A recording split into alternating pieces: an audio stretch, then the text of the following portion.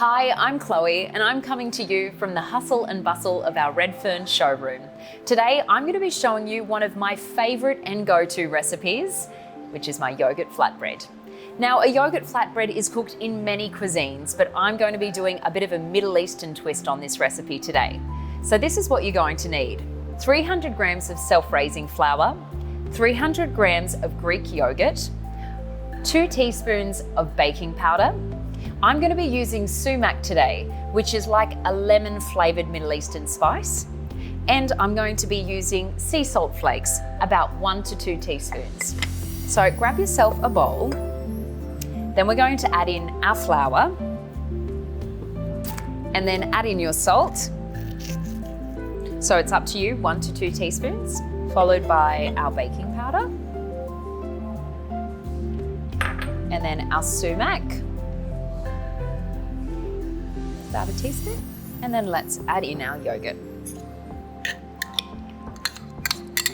So I'm going to use my palette knife today just to incorporate it all together. So just as it starts to come together, I'm going to now get my hands involved. You don't really have to knead a yogurt bread, it's just more about bringing it all together. So let's tip it out onto the bench. What we want to create is a nice smooth ball. So a little bit of kneading helps that. See how it's starting to come together now? So what we want to do when this is starting to come together now, so after about a minute, we want to let it rest. So we're going to set it aside for about 20 minutes before we roll it out into 50-gram balls. So I'll pop that back into the bowl and I'm going to set it aside while we preheat our oven. So I'm going to be using the Wolf oven today, which is behind me, and I'm going to be cooking these breads on a pizza stone. So it'll be cooked in about 3 to 4 minutes and you'll have them all done at the same time. So make sure you preheat your pizza stone at least an hour before doing this recipe. So now the dough has been resting for about 20 minutes, it's time to cut it up. So I'm using a dough cutter. You can use a sharp knife for this as well. So we want about 50 grams. Perfect. And what we want to do now is roll them out. So grab yourself a floured rolling pin. Make sure you have enough flour on the bench and the rolling pin so it doesn't stick. So it's up to you what shape you like, but I find by rotating the bread, you get a nice, even, round circle. So it doesn't matter if they're a bit of an odd shape. They're going to taste good one way or the other. So I've got them all lined up, ready to go. Now, what I'm going to do is going to place them onto my piece of accessory here. I'm going to brush them with a little bit of oil.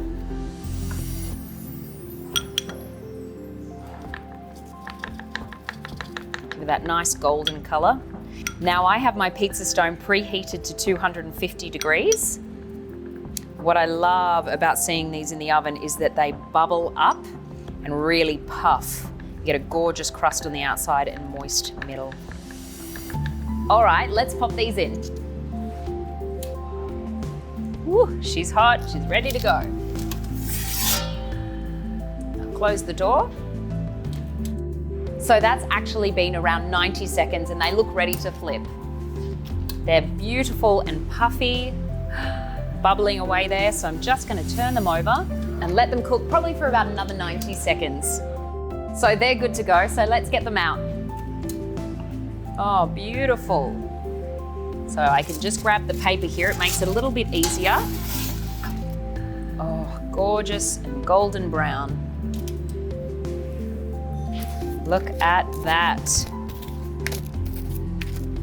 Beautiful. So now what I'm going to do is drizzle them with a little bit of olive oil. I'm going to top them with a bit of dukkha today. And a little extra sea salt. As simple as that. This is perfect to have with hummus, to have on the side with a stew or soup, or can be eaten as a simple snack like this. You can even do a bigger version and make it a wrap. So it's a really versatile recipe for you to learn, and I'm going to enjoy that now, but make sure you jump on our website for more inspirational recipes like this or follow us on Instagram. Take care and we hope to see you soon.